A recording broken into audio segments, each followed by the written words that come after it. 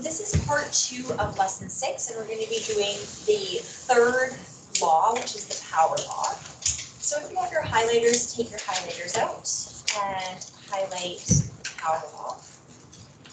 What I'm going to do is we're going to do an investigation, and then we're going to see if you notice a pattern to figure out what the power law is. So what they give us is they say 2 log x. They want it written as log x, log x. So basically what they're saying before I write that, if I gave you 2a, and I like split that apart, well 2a is the same as a plus a, right? So that makes sense. A plus a is 2a. So if they give me 2 log of x, and they said split that apart, you would say, okay, that would be the log of x plus the log of x. So the log of x plus the log of x is 2 log of x. Then what you should notice is this becomes a log, right? I've got a log plus a log. Bases are the same. The base is base 10. So you'd say, what law would I apply to this? It would be the product law, right? So from here, what I would do is I would say, okay, that becomes log. The product law dictates that we multiply the arguments. So it would be x times x, which is equal to the log of x squared. So just sort of follow along what I'm doing. And we're going to do one more like this. And then we're going to see if you could find the pattern. The next one, if I gave you 3a, and I said break that apart, you'd say, okay, a plus a plus a. So this one, prove that 3 log base 2 of a is equal to this. So let's take this and let's break it apart. So 3 log 2 of a, what that would be equal to is log base 2 of a plus log base 2 of a plus log base 2 of a, right? That should make sense. So 3 log base 2 of a is just 3 separate logs. From here you say, oh, now what she's done is I've got 3 logs that are being added together, apply the law, and the law would be the product law. So from here, we could say, okay, all the bases are 2, so I've got base 2, base 2, base 2. The law states that if it's a product law, we multiply the arguments. So that would be the log base 2. The arguments being multiplied would be a times a times a. And that would be equal to log base 2 a to the power of 3. So I did all of this intermediate stuff, which we're never going to do. There should be something that you notice. So 2 log x becomes log x squared. 3 log base 2 of a becomes that exact same thing to the power of 3. What are you guys noticing? Kelly, you want to say what it is? Like the coefficient. So this is the coefficient. The coefficient becomes what? Becomes the power on the argument. Yeah, it becomes the exponent on the argument, is exactly what it is. So if I give you something, so let's say I give you 5 log base 2 of 3.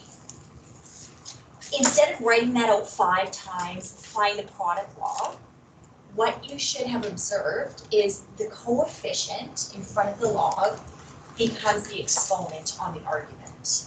So this would be equal to log base 2, 3 to the power of 5. And that is what the power law is. So it says, write an expression equivalent to a times log base b of c. So what would be the equivalent expression? Take that coefficient, the coefficient in front of the log becomes the power on the argument. So this would be equal to log base b of c to the power of a. We can work backwards as well with the power law. So if I gave you, let's just make up a log. The log base 2 of 3. Actually, let's clean this up just a little bit. Sorry. Can you guys do log base 2, 4? So log base 2, 4 to the power of 3. So if I said, what would this be? You could take that power, you could put it in front. So that becomes 3 times log base 2 of 4.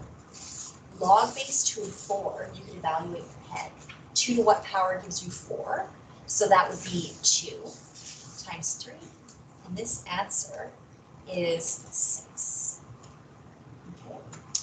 So that is the product law, and this is on your formula sheet. But remember, you're going to do your quiz without your formula sheet because you could, there's just the 3 laws, and I don't want you to get overwhelmed with the formula sheet. So this n, the exponent or the power, can go in front of the log, or this n can become the power on the argument. We can go vice versa. So what's sort of fun about logs, or interesting about logs, is they're eventually going to give us questions that we can do in our head. So when you guys get to calculus next year, it's no calculator for the majority of the course, and you don't need a calculator. Like sometimes students get really freaked out and they think, oh my God, she's going to take away the calculator. All of the questions that I would give you are questions that you theoretically can do in your head. So if you looked at this, right, before I taught you the power law, you would have said, I need to figure out what 16 to the power of 12 is. We can't do that in our head. Some of you might be able to, but that's really difficult. So what you would do, watch how you would use the laws of logs to switch this to something that we could do without a calculator. So take that 12 and put it in front of the log. That becomes 12 log base 4 of 16. You should be able to do this without typing it in. The log base 4 of 16, Viola, what is that? That is 2, because 4 squared is 16.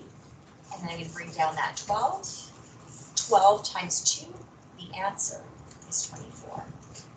So I'm going to go back up here, and that crazy log is equal to 24. Let's see if we can do the same thing for b. So let's evaluate this without using a calculator. So use the power law, bring that 21 down, because 10 to the power of 21, like that's a ridiculously big number. I don't even know if your calculator would calculate that. So bring it down, it becomes the coefficient, and then I've got the log of 10. Adrian, what's the log of 10? It is 1. The reason why this is 1, you just have to see this is a common log. If the base is missing, it is implied that it's base 10. When you got same base, same argument, the answer is 1. 21 times 1 is equal to 21. So this log is equal to 21.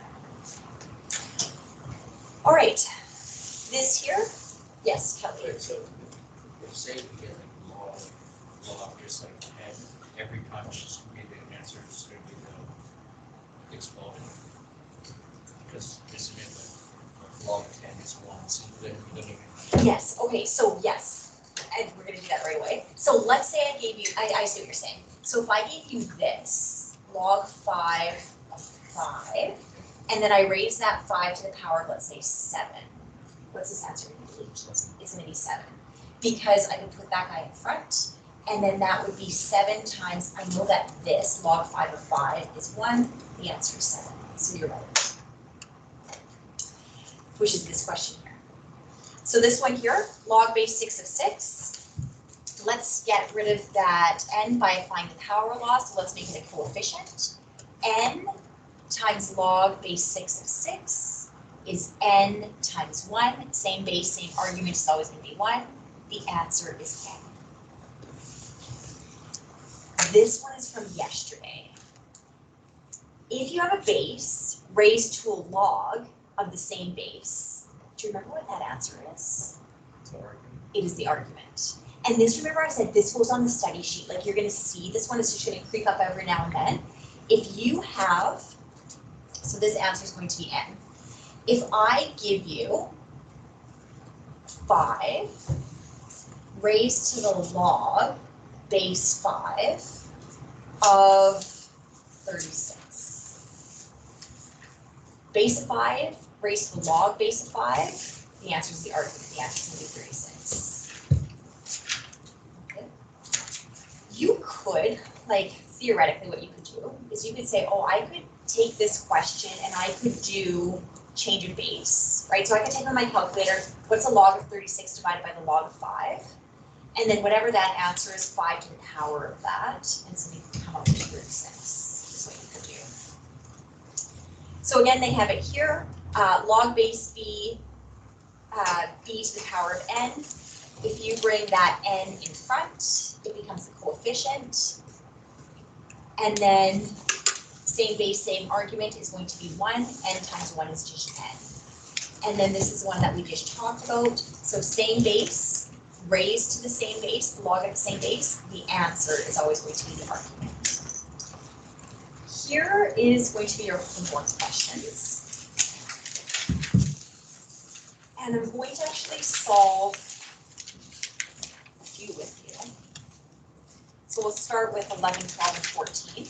I believe that with part 1 of the other 2 laws, I think I assigned 1 to 4 already, so that should be done. So circle 5, 6, and 7. Circle 10, 11, and 12. And then circle 14.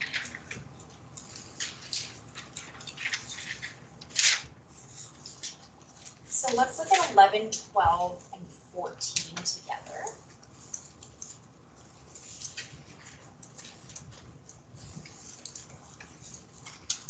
Okay, I want you to write this off to the side where you have room to do work. So let's write what they give us, which is the log of x plus the log of x plus 4. So you say to yourself, 2 logs are being added together. The base is implied. This is a common log. It's base 10. So Kiernan, what law would you apply to these 2 logs to get into one log? Product law. Yeah. When the bases are the same and the logs are being added, you multiply the arguments. So what that would give us the log of, and I'm going to put this in a bracket. So it's this argument, which is x, times this argument. If that's a binomial, binomials always deserve brackets. So x plus 4. That becomes, so you'd look and you'd say, okay, that's technically the answer, but this could be cleaned up. So the argument is actually going to be, because remember we multiply the arguments together, that would be the log of x squared plus 4x is what you would get from this question. When logs would be added, product law, you multiply the arguments, and we are going to get b as an answer. Okay, let's write this one. So the log of x squared minus 4 minus the log of x minus 2. Bases are the same, it's base 10. What law do you want me to apply to these arguments to make it one log? The quotient law.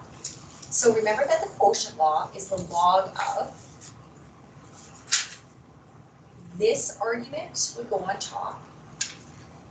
So x squared minus 4. I'm going to keep it in a bracket because I'm just going to say binomials to serve brackets. And this argument would go on the bottom, which is x minus 2. So applying the quotient law, this is the answer. And then you look and you say, that is not, actually, the default answer that students are going to choose is they're going to do this, and then they're going to choose D, and it is not D. Because it's not 2 logs, right? I can make this into one single log. So what we have to do is you have to say to yourself, think back to math 20-1, how could you simplify this? Difference of squares. This numerator could be rewritten as a difference of squares. It could be factored. So what this would be the log of x minus 2, x plus 2, all over a denominator of x minus 2. And then you cancel x minus 2 and x minus 2. And you get the log of my argument is x plus 2 in a bracket because it's an argument. Yes. Can you just divide the two pieces of each of the binomials? So I got the same answer, but I didn't have expanded the problem. How would you mean divide the So two? like I just did like x squared divided by x equals x. and No, then- you cannot do that. So you can't do like, you cannot do this, right? Like that's not allowed. Yeah, you gotta factor this guy. I'll give you an example later, Kelly, where it won't work to do that. Okay, so log of x plus 2, that answer is this guy. 13, we're not going to do. 14, I really like this question. So I'm going to start. All right. All of these logs questions, they're going to look scary. And I'm going to show you like when we do the next lesson, like this gross looking log, and it just cleans up so nice. So all of these will. Before we look at this, we're just going to think back to grade 10, because this all, at the end of the day, goes back to grade 10. If I gave you 3 to the power of 6 over 3 to the power of 4, what exponent law is this? It's, yeah. And what would you do to the, you'd say bases are the same. So we'd write 3 to the power of, and what would I do to those exponents? I'd subtract 6 minus 4, and that would give me 3 to the power of 2, which is equal to 9. So when you see this question, the exponent is a log, right? But who cares? This is 3 to an exponent divided by 3 to an exponent, and bases are the same. It applies the exact same way. I'm going to write 3, and then it's going to be this exponent minus this exponent. So watch what's going to happen. This would be equal to 3.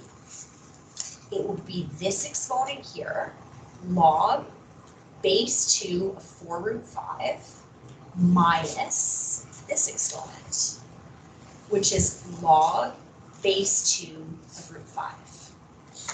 Now, if I covered up this 3, and I just said, can you please solve this for me? Like get this into one single log. Marley, what would you do to these 2 logs to get it into one log? What law would you use? This log minus this log, the quotient law. So off to the side, I'm just going to say, okay, I'm going to evaluate this off to the side. So I would apply the quotient law, and that would be the log of 2. The arguments, remember, so this argument goes on top, and this argument goes on the bottom. What you have when you have root 5 over root 5? Yeah, that cancels, it becomes 1. So this cancels. And we are left with the log base 2 of 4, which you should be able to evaluate easily.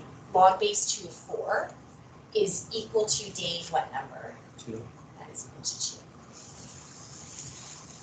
2. Okay, so now that, like this up here is 2. So what it would be 3 to the power of 2, and your answer is 9. I don't like how it says the nearest 10th, but just always read what how they want an answer. So to the nearest 10th would be 9.0, 9.0. Because this one is starred, I would do it again. Like later on when you're studying before a quiz or before the next exam, I would do this one again. Let's quickly look at number 6, and I'll just show you, we did one like number 6 already, but I'll show you how I want you to, oh yeah, number 6 is very similar to number 3. Okay, so basically you're just doing the true or false. Can I do something over here, and will I get this answer on that side? So for A, I would say, what law do you want me to apply to the left side? So let's just look at this left side. What could I do? Power law, yeah. So what I could have done is I could move that exponent to become a coefficient, and I would get -2 times log of 5, which happens to be that exact answer. So this is true.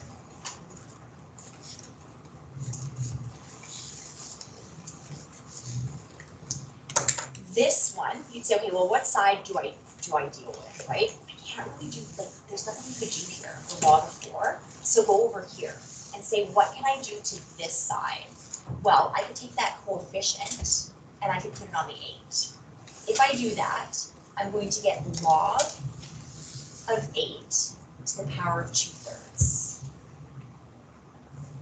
So this would be 8 to the power of 2/3 is going to be, if you think of your flower power, it's the 3rd root of 8. You should be able to do that in your head and then square it.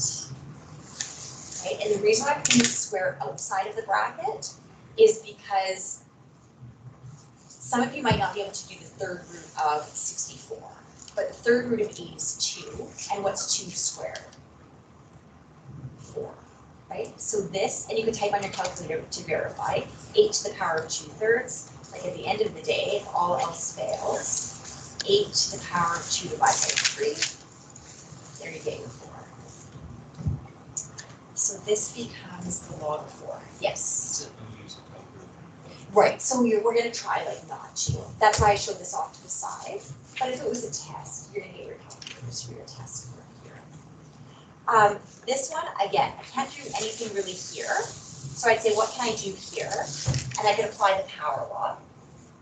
So that would be the log 25 to the power of 3/2. See if you can evaluate 25 to the power of 3/2. So my root is 2, which would be the square root of 25. Square root of 25 is 5. And then you would 5 cubed. Do you know what 5 cubed is? 125. So this would actually be the log base 25, the log of 125 is what we get there, which is equal to this. So this would be true. I'm going to do one more with you. And then I will, actually this one's interesting. F is interesting. Would you start on the left or would you start on the right? Like, what's the only side I could really work with? Yeah, the left side. So what would the law be if you're subtracting 2 logs? It'd be quotient law. So you would say that would be the log of 2 over root 2. Some of you might want to say this is false. But if you have 2 over root 2, what should you do to 2 over root 2? You should rationalize it. So if I multiply this by root 2 and this by root 2, I'm going to get the log of 2 root 2 over 2. And the 2's will cancel, which is going to give me the log of root 2, which makes this true.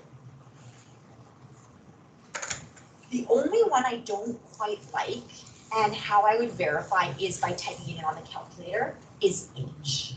So for H, if you want to write calculator, I would be okay with this. Like, I would never give you this question. It's interesting, you could look at the workbook solutions for how they do it, but there's no law right now for this. So what the workbook does is they're going to convert root 8 to make it like root 2. So it's a little bit messy, but I would just type this in my calculator because it's common log. Log of root 2 divided by log of root 8. So this is how I do this one. Log of square root of 2. Get out of your radical, close the bracket. Divided by the log square root 8. Close that bracket, hit enter, math one fraction, and you're going to get 1/3, which happens to be the exact same as the right-hand side. Left-hand side equals right-hand side. This would be true.